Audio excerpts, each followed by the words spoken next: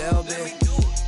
Little bit, you ain't talking big. Get out my way, little bit.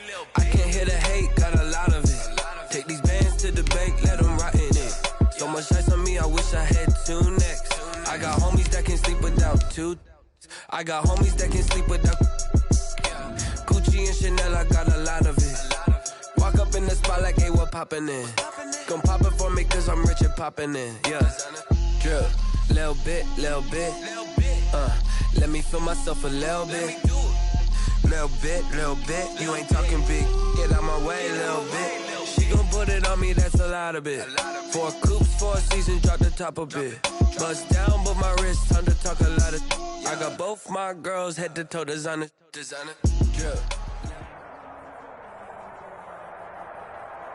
Well, we have a cold night in the Northeast. A bad evening to be without a parka, but we are set for football at MetLife Stadium in East Rutherford, New Jersey. A few moments ago, the crowd here was on their feet as their beloved Jets made their way out of the tunnel. They're ready to go. We're ready to go, and it should be a good one as those New York Jets get set to face off with Cam Newton and the New England Patriots. The first 2 months of the regular season down. What will the final 2 bring us as we're off in Week 9?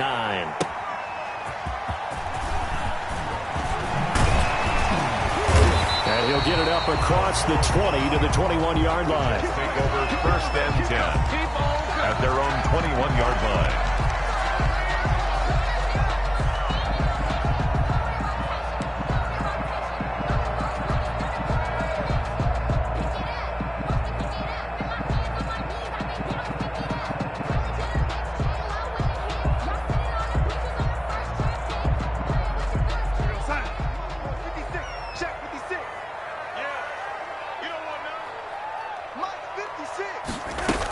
They'll run here with a former Steeler. This is Le'Veon Bell.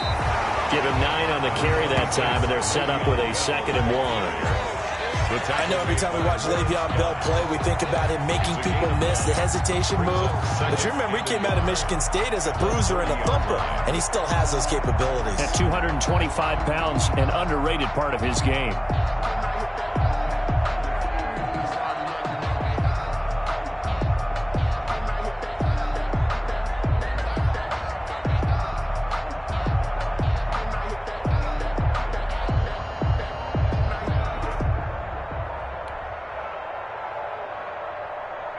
The last run got 9. That leaves him with 2nd and a yard.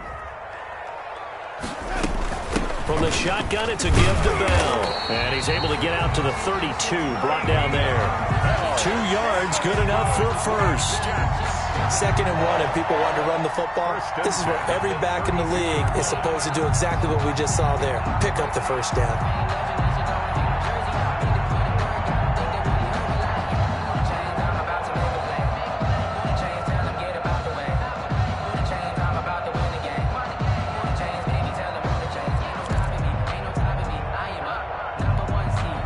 From the 32 now, here's 1st and 10.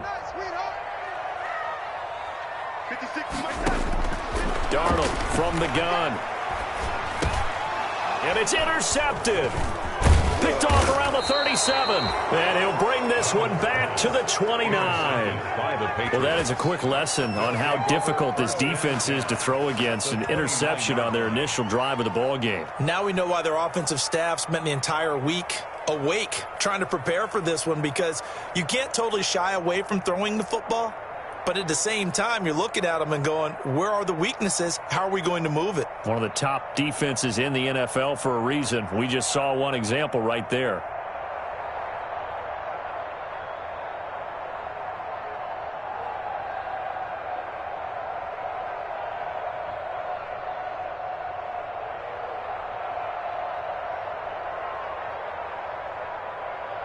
They're coming out with a jumbo package to start the drive.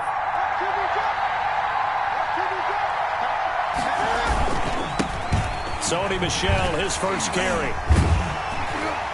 And they're going to stop him right at the line of scrimmage. Just no cutback lane to be found whatsoever. 2nd and 10. the line of scrimmage.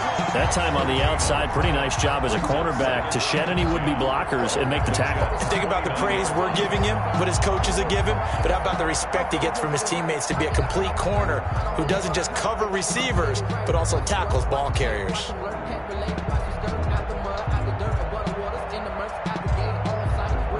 Officially nothing on that last run. They'll try again, 2nd and 10.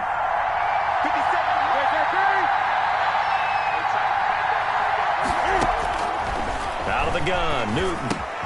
That's caught by the big tight end, Dallas Goedert.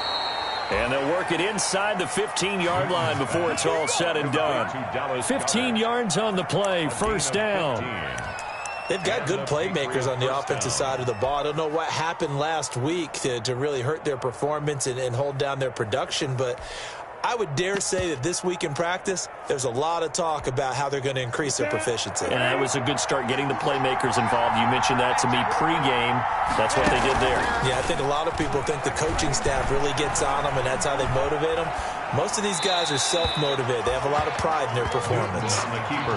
So much for the best laid plans and best designed plays. That was good coverage along the sidelines. No place for that one to get in there. It sails incomplete.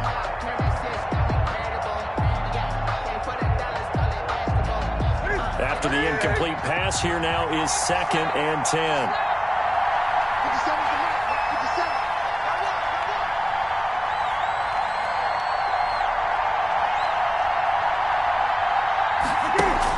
They'll run with a former Super Bowl hero. It's James White. And his first carry, he loses the football. And it's scooped up by the Jets. He's at the 50. He's at the 40. Past the 20. And they will finally get him, but not until he's all the way down inside the 15-yard line. Partner, on my spot sheets, I highlighted turnover margin because we remember they turned it over 4 times last week. So another one here in the first quarter. This isn't the way they want to go.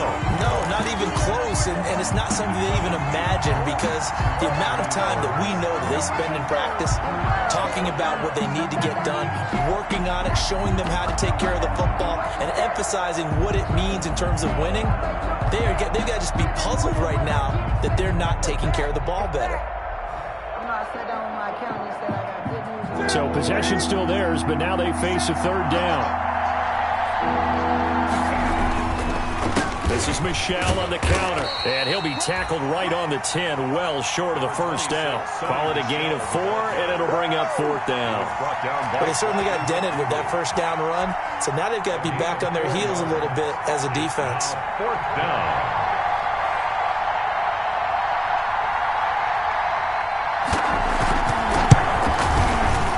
Rosa's kick is good. And the Patriots jump out to a 3-0 lead. So they recovered the fumble, but ultimately could not take advantage of the short field. Definitely a lost opportunity right there. I mean, they were in prime position to put 6 on the board, ended up settling for 3.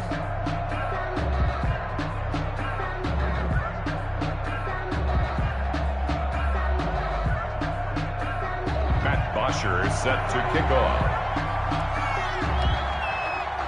Here's Bosher to kick it away.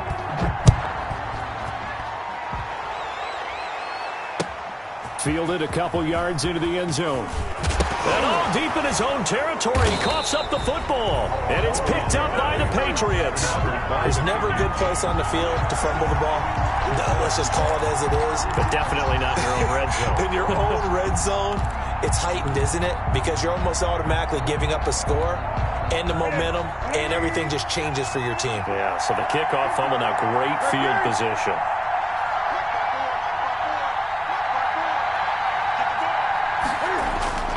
A play fake to Michel, now Newton forced out to his left. Cam fighting, he lost the football, it's out, and it's scooped up by the Jets. And a big turnover there as his guys will get the football back.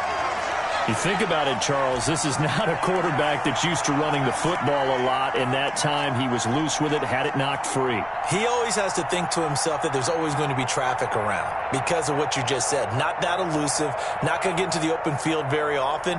Remember, he's not Lamar Jackson, not Michael Vick back in the day. Always has to protect the football because there's always going to be people around. They'll start out on the ground with Bell. And he'll get him a little space here up to the 5-yard line. On Bell, the ball carrier. They give him 4 yards there. It'll be 2nd and 6. And give him a lot of credit there, but even more credit to the guys up front. In that situation, you know it's going to be a stacked defensive front. And to be able to gain that much yardage, that's a big win for the guys on offense. Yeah, they were just about standing on their own goal line, so to get a few yards there, a great start. Now we'll see what 2nd down brings. And he'll get it up to the 12-yard line here. 6 yards the pickup, and that's a 1st down. Carry there by Le'Veon Bell, and he's just trying to get back to the form he exhibited in Pittsburgh when he was one of the top backs in the NFL. In 2019, though, no games over 100 yards rushing, and only 3 games with 20 or more carries. The more he touches it, the more effective he is. And able to get it across the 20 before they get to him. Give him 12 yards there, and the Jets have a 1st. Well, they're making an effort to get the ground game going tonight. So far, it's working. I like what we're seeing from the offensive line. They seem to have the leverage going, and they're controlling things and reestablishing the line of scrimmage, moving that defensive front backwards. But also like what the runner's giving us, too. It appears that he's been waiting all day long to get out here and take off. 50 outside. 56. Check 56. Let's go, D. Tighten up. Let's go. Here's Frank Gore, the veteran who sits 3rd all-time in rush yards. And he'll get it up to the 33-yard line. On any explosive run, you can almost feel the ground shaking, and that's from the offensive linemen creating space for their runners. I had an old coach tell me before, they always told his runners, run around the offensive line in pregame. Get used to the ground shaking so you don't trip and fall when it happens in a game.